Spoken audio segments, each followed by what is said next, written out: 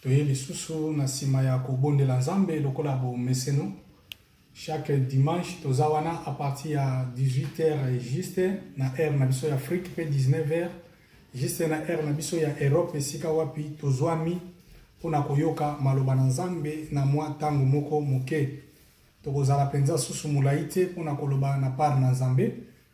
Eza bongo bandeko nanu oyo basabone te jusque là. Tozosenga bino bo s'abonner parce que prédication na biso malgré kokai kozala en direct na ba nyonso bazolanda biso pe ba bazolanda biso te ba kokai kolanda ngo susu na chaîne na biso YouTube oyo eza bongo Jésus Vainqueur TV. Tozobandela koloba Jésus Vainqueur TV so koti na Jésus Vainqueur TV okuta pa message eza kuna ebele totie déjà et chaque dimanche tozozala en ligne pe tozozala na chaîne na biso ya YouTube esika wapi tozo tea to tozo kabola maloba na nzambe. Et sans plus tarder tozo kende na likambo tozo lobela na pokwa na lelo na yekaka ko fortifier biso lisusu ko pesa biso su makasi par rapport ya ba moment o toza nango ya confinement na kati na bandako. Eza na ebele na batu na moment oyo baza ko kende libanda par rapport ya kobanga. Alors lelo na lingana lobela eloko moko ya mukie sur les stratégies du diable. Et loko nini au diable azosale la stratégie à diable eza nini na tango oyo. Bien mais eza na belé na batu na moma oyo baza ya kokweya pe baza ya kolemba ba misu baza ya kobanga. Alors tozomona depuis na jardin d'Eden on a zala un peu moins bref kobanda na elanga d'Eden tozomona diable azo utiliser la rise otozobenga lokuta to mensonge na kati na elanga na Eden aye na lolenge ya mensonge.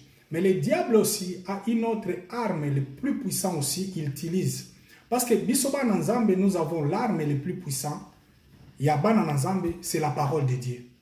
La seule arme que nous pouvons combattre et être vainqueurs c'est la parole de Dieu. Là nous sommes dans le livre de Matthieu, je pense que Matthieu chapitre 4. Dans Matthieu chapitre 4 verset 7, kuno komona l'arme oyo Christ azosalela avec le diable. Quand le diable dit que non, tu fais ça, il dit que non, il est écrit. Même au komona oke musika, Josué, tango Moïse azoke na kokufa, azotike la Josué peuple Israël aeba na kokambango, azobisa bana na nzamba, azobisa Josué lobi, Josué zwa maloba oyo, tangaka yango jour et nuit, méditer yango jour et nuit, pe yango ekopesa yo succès, pe o réussir na vie na yo. Donc tozomona pona biso ba na nzambe, l'arme le plus puissant au biso to utiliser, c'est la parole de Dieu. Pour la réussite ya vie na biso. Donc na moment où tozali, et loko ekopesa biso assurance, c'est écouter tout le temps la parole de Dieu et lire tout le temps la parole de Dieu. Tant que tozana ko tanga maloba na nzambe, pe toza ko méditer yango et bien aimé tokozala balongi kino makambo nyonso ekosila nzambe na biso akoyeba na kolongisa biso. Alors toli tolobela l'arme moko Satan azosalela eza arme moko ya mabe o Satan azosalela na moma oyo pona koyeba na kokwisa bana na nzambe ebele. L'arme ngo eza nini? Tozotanga po tokende mpe na mbango toza na livre Exode chapitre 14 verset 1er. Nasotanga na kombo na Yesu Kristo. Exode chapitre 14 verset 1er, Bible lobi, l'Éternel parle à Moïse et dit, parle aux enfants d'Israël qu'ils se détournent et qu'ils campent devant Hip Aïroth entre Milgod et la mer vis-à-vis des Baal Cheltons. C'est en face de ces lieux que vous camperez près de la mer. Pharaon dira des enfants d'Israël, ils sont égarés dans le pays, le désert enfermera. Donc, awa tozomona nini? Soki totangi yango malembe, oya comprendre malam. Nalina expliquer biso eloko moko. Awa, il y a une révélation oyo nzambe alingi alobela biso na verset oyo. Tokokai kokende kozwa mukanda na Esaïe chapitre 41 verset nango premier. Nazo kima pena mbango te nazo lingana expliquer malembe to comprendre l'arme au diable azo salela na moment oyo. Bien aimé, ezane belé na batu bazo kufa na l'hôpital, ezane belé na batu baza palpiter na minute oyo par rapport ya eloko musute batu baza na kobanga. Nazo lingana lobela sur la paix. To kobanga na kati ya vie ya batu. Batu ebele eloko ezoboma bango eza kobanga. Donc ndenga zo yoka kaka ke coronavirus ezoboma. Ndenga zo kaka ke maladi moko ezoboma, azu kobanga sa nini atie. Nyonso bakoyebise mela ake komela. Ezana bandeko ebele bazotinda baninga mususu mela masuba, mela eloko bo mela ozobanga eloko nini. Na lingina assuré yo par rapport ya parole de Dieu. Bien aimé, le diable akoki ko mema mutu na kobanga pe memio na mabe ebele. Yango na lingina kende ko expliquer verset on a uti kotanga. L'Éternel parle à Moïse et dit, parle aux enfants d'Israël qu'ils se détournent. Awa nazo sukana eloko yo bazobenga détournement, to détourne. Soki otangi contexte oyo malamu o comprendre nini na lingi na banda koloba.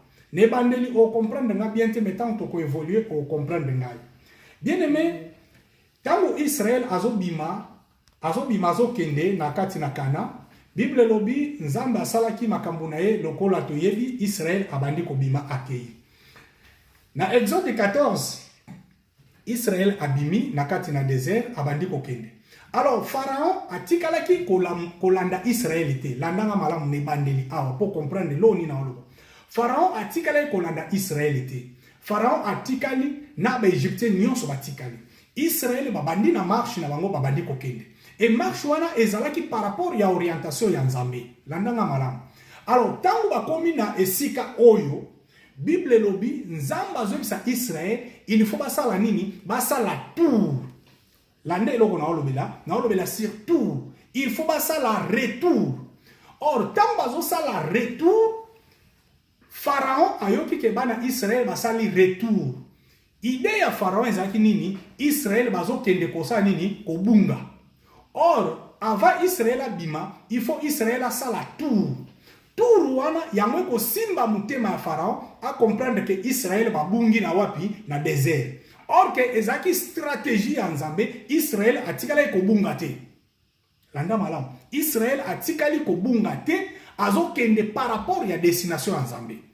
Na lina memomo na Nzambe ko comprendre que il peut avoir des retours na vie na yo oyo ko mona ke makambo zo simba te to makambo mususu e baluki. Kokanisa ngote le diable muta provoqué ango, mais Nzambe muta provoqué ango. Parce que kota la destination à Israël, tango babande kokende, ezalaki kokende ko adorer Nzambe likolo na ngomba. Alors tango bamoni ke non, Nzambe azobisa Moïse abi, il faut bo détourner. Nzelo bokei wana yango te. Il faut bo détourner. Or détour ya Nzambe azosenga Israël, premièrement, ezalaki po Nzambe amoni ete alobi libota oyo na bimisi bango na boumbu. Soki na memi bango mbala moko na Kana, ba comprendre te munene na ngai. Il faut na mema bango na nzela ya désert oyo pona minyoko na nzela ba souffrance na nzela makambo ba okuta nango il faut ba comprendre que oui seulement que je suis un Dieu. Donc Nzamba memi Israël à Tourwana. Donc toleka ke loko oyo toleka ngo mingi rapide mais c'est une chose très importante parce que Israël ezaki nzela na bango te ba kende ko bima na mer rouge. Israël ezaki nzela na bango te ke non tozo kende boy to katsa mer non mais tant babandi ko kende Nzambe nde mutebisi bango bo détourner bo zonga nzelo bo kende yango te bo zonga bo kende nzela mer tant ba moni ke bazo kende nzela mer Pharaon ayoki abi oui c'est réellement lokola bazo kende nzela wana c'est que basai nini babungi nzoka nde babunga kite mezaki destination ya volonté ya nani ya Nzambe. Est-ce que tu as compris? Donc Pharaon pour na ya kanisi que Israël va se perdre na kati ya désert babungi lokola babungi bazokende nzela ya mer kuna nde place na okekangela bango nzoka nde kuna nde sika Pharaon azokesa nini azokende kokufela mutu akoko kanisa ke no esika Nzambe soka permettre yozwa coronavirus to obeli maladi esika wapi Satan azokanisa ke no azomemona suka nzoka azomemona suka te azomema yo po gloire Nzambe sa nini ekokisama na vie na yo. Nayebite so mutu mwazo comprendre ngai. Po gloire nzambe kokisama. Nzamba salaka nyonso po na gloire na ye. Bien aimé, nzamba ko permettre loko mususu ekome na yo, okoki komona ngo mabele lo, mais lobi tango koya kotala lobi ke no, nzamba salaki yango po na gloire na ye. Donc yango nzamba zo Israël basala tout. Et loko ni na bina yebisa bana nzamba. Bana nzambe bazana kobanga. Tango nzamba zo Israël bo sala tour. Azomema bango wapi? Azomema bango na nzela mer. Or tango azomema bango na nzela mer, Pharaon puna pausa nini? Azoya. Tango Pharaon azoya, Bible lobi na ngana verset na sena yango na verset 17 na Exode, soko kitio komona histoire wana bien. Bible lobi na ngai nzambe nde mutu akeko andirisir mutema ya nani ya Pharaon. Nzamba keko ndirisi mutema Pharaon. Pharaon yakanisi ke bana Israël babungi, nzoka bana Israël babungi te. Eza na kati ya plan ya nzambe. Bien même makambo to kuta nango lelo, yo kokai ko kanisa ke nzamba tiki biso, pona nini nzamba zo permettre batu bakufa, eza na plan ya mutu te, mais eza na plan ya nzambe. Eza ne loko moko ya hasard te zo salama na minute oyo nzambe na biso ayebi yango te. Tout ce qui se fait, eza na plan ya nzambe. Mais eloko ni na ye koyebisa yo. Tangu bato ba moni makambo yo Pharaon zo ya na sima, bato babandi kolenga. Na uti deja kote ya Mateya o mikoleleki. Bato babandi kolenga pe koganga. Pe Moïse azoyebisa bana na Israël bi bovanda kimia. Na reanimaki biloko misatu oyo mwana na nzambe akokai ko simba tanke makambu ezo simba te na vi na ye. Tanke amoni ke bature bandi kokoma, tanke amoni ke nzamba azoyebisa ye sala tour. Eloko nino koyi ko garder. Eloko liboso kobanga eloko moko te. Parce que mutu abengi biso, mutu abimisi biso poto ke na mboka na kana aza nzambe wana. Ye muta kozwa swe na biso. Le problème eza yosko ozo bangela nini? Kobanga eloko moko te. Ya mibale otikala na place oyo zaleli. Pe ya misatu o garder silence. Lelo bana nzambe baza soko garder silence na bango te. Silence eza sute. Omona bana nzambe bakomi biloba loba ya ndenge na ndenge. Mutu na mutu azoya na prophétie na ye ya ndenge na ndenge. Nzamba lobi le 24 kosila, nzamba lobi le 5 sili, nzamba lobi akosala. Ojise tozoye bate nzamba ngo azoloba ndenge ni na désordre na mutu nyonso ojise ojise. Bien aimé, tozo banga nini? Yamona vute koloba na biso stratégie o Satan zo salela na minute oyo pona ko disperser ba na nzambe c'est la peur. Azotia ko banga kati na bato. Omona mutu muso azo sambela akomi ko sambela na n'importe quoi ne loko akogai ko sambela te. Eloko ezo salise bongo eze loko musu te za ko banga. Aza sirte na nzambe oya ye. Bien aimé, tu sais tangu makambu ekomaka dire na via mutu, nde batu ba comprenaka un vrai serviteur de Dieu. Tangu makambu ekomaka pasi na via mwana nzambe, nde tozo comprendre que celui-ci réellement c'est un enfant de Dieu. Ezaka kati tangu makambu kendaka malamu. Mais il y a d'autres moments, tangu makambu zo simbate, nde batu ba comprendre yo keno oyo penda azana nzambe. Totanga mukana na nzambe moko poto kende na kolimbo yango. Okokai kotangela biso na des rois, j'ai déjà mentionné, je pense. Ce qui n'a mentionné yote, tikanga monatanga, des rois chapitre nango 6, des rois chapitre 6, verset nango 15 à 17. Des rois chapitre 6, verset 15 à 17, natangi na kombo na Yesu. Chapitre 15 à 17, des rois 6, 15 à 17. Les serviteurs de l'homme de Dieu se leva de bon matin et sortit, et voici une troupe entoura la ville avec des chevaux et des chars. Et le serviteur dit à l'homme de Dieu, « Ô mon Seigneur, comment ferons-nous » Il répondit, « Ne crains point, car ceux qui sont avec nous sont en plus grand nombre que ceux qui sont avec eux. » Élisée pria et dit, « Éternel, ouvre ses yeux pour qu'il voie. » Et l'Éternel ouvrit les yeux des serviteurs qui vit la montagne pleine de chevaux et des chars de feu autour d'Élysée. Amen. Awa tozomona histoire oyo ezalaki na ba Syrien oyo babandai ko luka tangu nyonso baya ko boma roi oya Israël. Alors Bible lobi boye tangu nyonso babandai ko luka ko ya ko boma roi ya Israël. nzamba bandai ko lakisa mosali na ye pe mosali ne abandai ko bimisa ba secret na bango. Alors ba syrien oyo ba yaki ko comprendre mais ndenge ni to ko sala secret na butu lobi na mon toke ne ko beta Israël toke ko kuta Israël déjà si ayebi secret na biso mais ba syrien ba ko comprendre la force na bango eza na un serviteur moko azalaka kuna Élysée. Alors ba yokani siko na tongo balobi lelo to okende susu na nzela ote tozo kende ka ko banda mbala moko et pas Élysée. Bible lobi na ngai na tongo nango tamba lamuki serviteur ya Élysée oyo Gehazi mosali na ye abimi na ndaku po akende abima na ndaku ndenge ka to bimaka na tongo nyonso. Et Bible lobi na ngai tangwa komi liboso bo tali ngomba akuti ba char ba chevaux et telemi bele. Donc ba bibundeli ya makasi etelemi liboso. Et Bible lobi nanga mosala zongi mbangwa ye aebisi mosala nzambe. Abi mosala nzambe. Tala makamuna kute nango kuna. Toko sala ndenge nini. Donc abandi ko banga. Bien aimé eloko zo boma biso na ta oyo na ye ko ebisa biso bana na nzambe to longola ko banga. Mosala nzambe abandi ko banga. Ole acha nzambe liboso to acha nzambe liboso yazo tala nanu oyo zo mona na miso. Bien aimé eloko zo boma biso za oyo to zo mona oyo.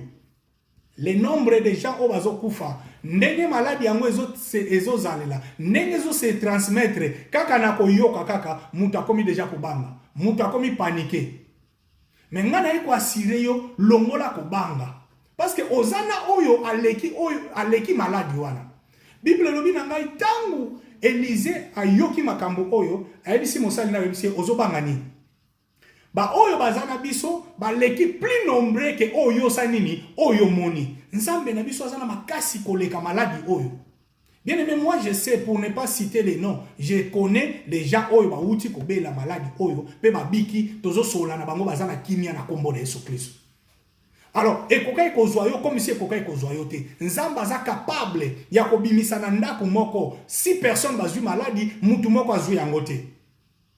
Nous sommes des réserves de l'Éternel. Ozobanga nini? Lelo eloko ozoboma biso bien aimé ezande ko banga.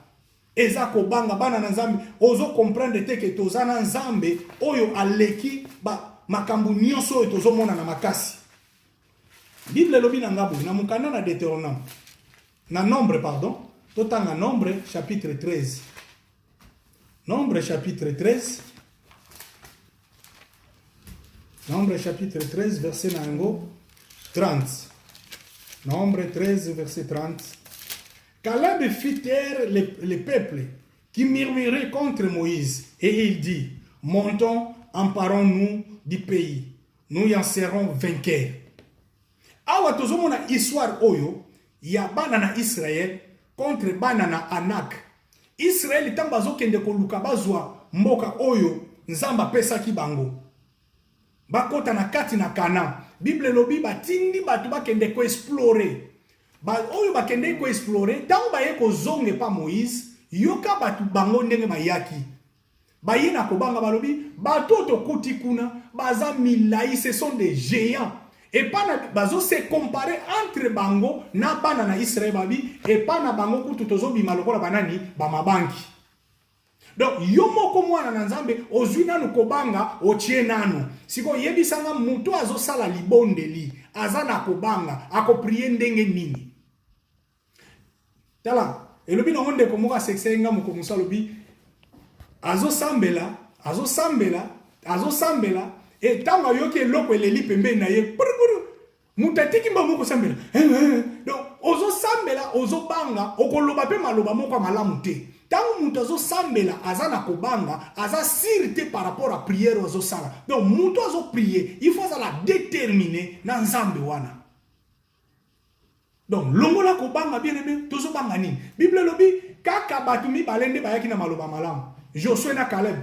Ba monde bayi koloba bayobi Moïse, tokende tokozwa mboka wana. Parce que eloko nini esala ke baloba bongo. Na mekai ko mpe ko analyser pourquoi bango bayaki na parole ya positivité.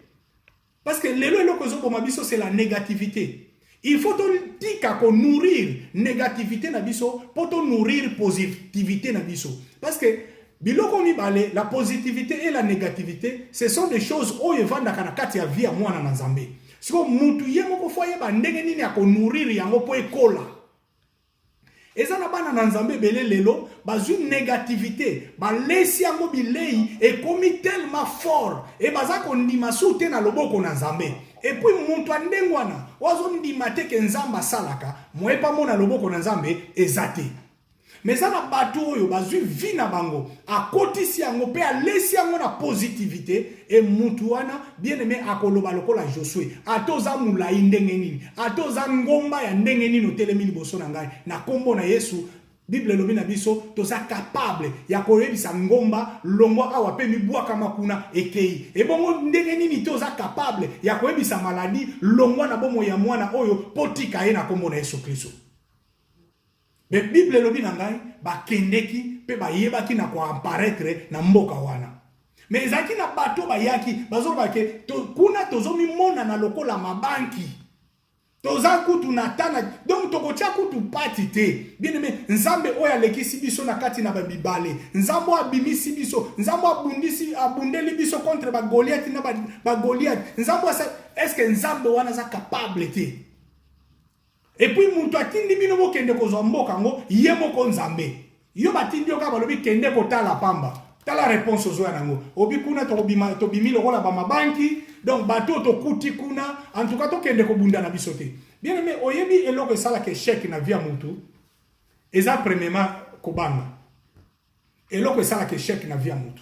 Tuna batu nyonso basali sport, ba koyebisa ba sportif, ba koyebisa ke mutu ataza munene ndenge nini. Soko longoli ko banga oko affronter ye. Mais soko tie ko banga liboso na ye. Kaka ndengo moni eka wana abeti yo kaka na forme na ye kaka. Na lobi na forme ne kaka ndenga zali. Ndengo moni ka engambe munene ka bongo abeti yo pe aussi asilisi yo déjà nanu kutu bobundite mesi agani yo déjà. Mais ezana batu mususu abi azotala kutu munene na yo te. Azui munene no achangwa para lobi ngana kubeta yo. Tozomona ngona histoire ya David na Goliath. Azotala munene ya Goliath te. Bible lobi David tango azoya bazoyebisa David balobi omoni mutu ozomona liboso na yo abundi ba guerre belé asali makambo David abi botikelanga makambo wana na kombo ya Nzambe na bomo ya Israël na kobeta ipa kokweya. Shalom. Donc na azana confiance na Nzambe. Le problème est ça lelo bana na Nzambe ba komi na kobanga ya ndenge na ndenge. Et puis la majorité bato bazotinda bato mela oyo, zwa oyo, sala boye, mama moko abimi kuna ye mutazo bikisa corona. Tata eza kobanga mtezo sala bato. Donc bato baza na place na bangote. Moïse azobisa Israël obi bobanga te, bozala calme. Yango moni nzela oyo balinga ba kende yango te, mais Nzamba détourner bango na nzela mususu po amoni saka gloire na ye. Bien aimé, Nzambe a ko permettre que ekomela yo, mais ça ka pona gloire na Nzambe. Et ça pona gloire na Nzambe. Yamona sepela na apôtre Paul alobi moi je sais vivre dans les bonheurs et dans les malheurs. Moi na Nzambe fa yeba na ko vivre. Mais kozala ko banga te. Moïse azobi saba na Nzambe alobi omoni Pharaon bino bo moni, be Égyptien o bino bo mona. Bo mona ka bango lisute. Il avait l'assurance en lui. Bible ke musika koloba Christ en nous c'est l'espérance de la gloire. L'assurance du salut c'est ça. Ozobanga nini. La peur c'est une arme au diable azosalela. Tozomona ngo même na mokana na Nzambe. Na Matthieu chapitre 14. Tozomona histoire oyo ya Yesu azo marcher likolo ya mai. Na Petero. Je pense que y a ba histoire oyo trop. Parce que na kata Bible tobeta akaba histoire oya makamu na Nzambe. Et Bible lobi nanga Yesu tango azoya ba yekoli bazo banga likolo la boîte. Balobi nous avons vu un fantôme. To moni fantôme bazo lenga bazo banga. Yesu ebisi bango boza la kimia. Bozo banga pona nini? Eza ngai. Ah eza yo maître eza ngai. Bon, so que eza yo ordonner ngana sa nini na iya. So que eza pe na yo ordonner ngana iya. Ndenge batu musu ba okamba ko mais ndenge nini oza mwana Nzambe e bongo maladi yango ezuyo ndenge nini ordonner ngana ya bien aimé ekozwa yo me ko boma yo te eza wana po kombo ya nzambe sa nini emonisama pe bato bandimelaka Yesu te na sima na yo basala nini bakoma kondimela Yesu. Nzamba pambola bandeko nyonso bazolanda biso en direct. Nzamba pambola bino azala na bino elongo. Donc bien aimé nzamba akoki ko permettre yango. Ayebi si Petelo alobi Petelo yake sika nga nazali. Bible lobi Petelo abandi kokende. Petelo abandi kokende. Petelo abandi kokende. Metangu kaka kote si kobanga na kata vina ye nde sika makambo nyonso esaki nini ebebaki. Place Petelo abande kotambula likolo na mai akomi kosala nini akomi kozinda. Bien mais c'est une arme o Satan azosalela mikolo oyo batu bakoti si kobanga na kati na bango. Et puis même ma prière au sala ces jours ici au combat que batu basambela sous malamu te. Et nous avons dit que faut ça la multiplication de la prière. 12 heures to sambeli, 13 heures to sambeli, 14. Non, prière va ça la multiplication. Quelque part, bozo sambela bon pour bozo banga. Prière va ça la kango avec une conviction de la foi. On ne fait pas la prière bisale la salela. Non, on fait la prière avec une conviction de la foi. Tant que molimo mo santo et yebi singana sambela na sanini na bandiko sambela. Ce n'est pas dit que comme bango ba bandeko sambela yopo bimi na balabala o bandiko sambela yopo bien aimé okoya ko loba biloba lo ozo banga pona nini zala calme. Zala calme. Maladi e koleka. Bien aimé, il y a des réserves toujours na yebi sakaba na nzambe. Toujours na makamunyo so sala makana sena moy. Il y a des réserves de l'Éternel. Omikoti sakate na kati ba réserve na nzambe pona nini ozo banga nini Petelo pa bandeko tambula likona mai il marchait azo tambula akei Bible lobi atamboli Yesu ayebise yaka abandi pe ko tambula metango akoti sika ko banga na kati na ye mai bandi ko sa nini e bandi ko mela Petelo pe Yesu asali nini ayeko bimisa ye bien aimé Yesu aza capable. Yesu est capable de yakobimisa yo na maladie. Yo mtozo se retrouver na ba problème. Yo mtozo se retrouver na maladie. Yesu est capable de yakobimisa yo. To banga ka satana te. To banga ka satana te bien aimé. Azane loko te, azane loko makasi te. Yamona yute ko yebisa biso histoire Israël. Nzamba zo permettre histoire. Oyebi Israël soka kendeki na nzela mukuse alingaka koma kana facilement pe alingaka mona makambo ya mona kite. Alingaka koma ngo facilement. Mais nzamba lobi bosa la détour bozonga. Nzambe yemoko mtalingaki koleksa Israël pendant 40 ans na kati ya désert. Nzambe pe yemoko mtakoyi ko permettre yo omona ba pasi ozomona na vie na yo. Nzambe mtakoyi ko permettre mo. Na lobi bien Satana te. Na ko pesa Satana nzela te na bi nzambe yemoko. Il est capable de permettre que makambo esalama na vie na yo. Et puis nzambe kaka yemoko azape capable asa nini alongola yango. Nyonso azo sala pona gloire nesa nini emonisama na bomoi na yo. Nous sommes tous les accords pour la gloire en Zambie. Bien aimé, le diable n'a rien. Azan est l'autre côté. Bisonde batutozo pesa ye makasi. Bisonde batutozo bangaye. Zala kimia. Zala na confiance en Zambie. Na mukana na 1 Pierre Bible lobi. Azonguluma loko la lion. 1 Pierre chapitre 5 verset 8. Soko tangi kuna Bible lobi. Le diable azonguluma lokola nani lokola nkosi. Or na mukana na Apocalypse chapitre 5 verset 5 Bible lobi nous avons un lion de la tribu de Juda. Donc le diable azo se déguisé. Le diable azo se déguisé lokola lion mais aza lion te. Tala oyebi loko bazo benga déguisement. Déguisement en réalité zanini.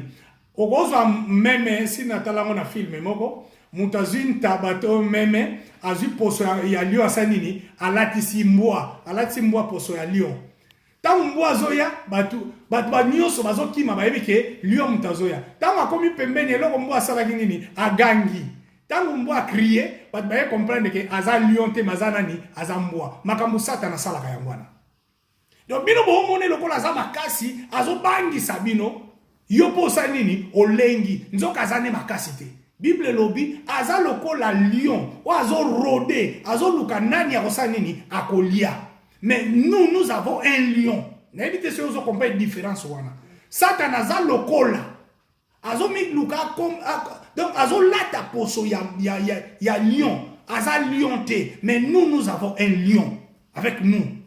Ozo banga ponani. Le lion des tribus de Juda, il est là.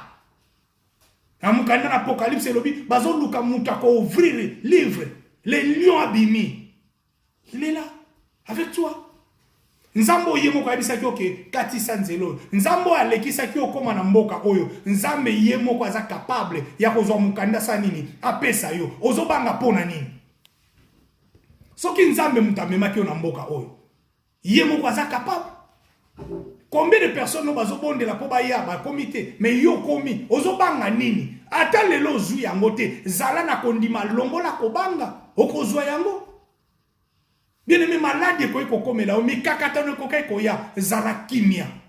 Na eka ko asire yo nazoya na prédication nanga mikolo nyonso ya komema assurance na kati ya bomo ina bana nzambe ko tombola kondima ya batu lisusu ko fortifier batu ba comprendre que malgré ba circonstances malgré ba citation to ko kai ko kutana ngo kolenga te lokola geazia bande kolenga siko to kosuka ndenge nini baza ebele biso tozana mutu te yango David azoloba alobi ete bayini nanga baza plus nombreux que ngai oh na sepelaka na ndeko David abi éternel Dieu venez à mon secours parce que mes adversaires sont plus nombreux que moi.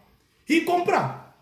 Bien aimé so lobi bayini no baza ebele koleka yo nazo comprendre yo mais ozana oya leki na nyonso pembeni na yo yango Nzambe afongoloka miso mona. Bondela Nzambe. Bien aimé, exercice na opesa yo. Bondela Nzambe afongolo miso. O mona oya zaka pembe na yo. Si réellement que osale la kanzambe. Oza pena mwana na Nzambe. Bondela Nzambe afongolo miso. O comprendre. Na oke ko sukisa na biso eloko moko. Ezaki na serviteur de Dieu moko azote ya biso. Ayebi biso alobi il y avait un homme de Dieu.